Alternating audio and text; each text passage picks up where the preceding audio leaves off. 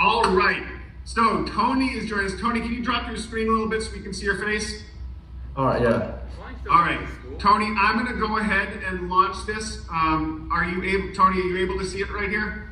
Yeah. All right. So Tony has been working with Mr. Llewellyn, Ms. Mariano, and the CCI crew on a really impressive project. And so, Tony, I'm going to turn it over to you, and just say next when you want me to go to the next slide. Okay, sir?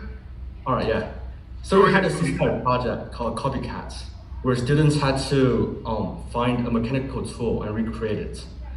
The finished product should not only look similar to the original tool, but should also function the same. Next, please.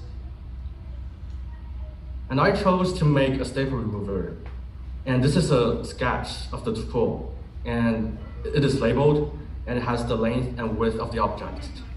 And it shows different aspects of this tool. Next, please. After I completed the sketch, I made my first prototype out of cardboard and foil and tape. And this is one that couldn't move. It just gives me a sense of what it should look like. Next, please. My second prototype was made solely out of cardboard, and it could move. It has the same mechanism as the real staple remover. A wire was coiled around the toothpick, and it could restore its original shape after I pressed it. Next. And here's a GIF. Next. Then I did my two-dimensional design on Gravit. However, due to the thickness of the cardboard, I had to make different iterations because this one didn't work out as well. It didn't work out very well. And I had 3 iterations, and I arrived at my final design. Next. So this is my final design. Next, please.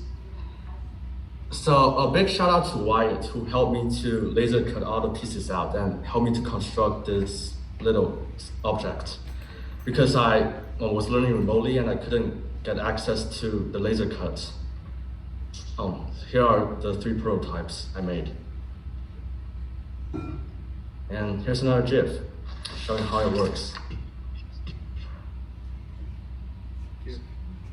Tony, so cool. Thank you very, very much for sharing it with us.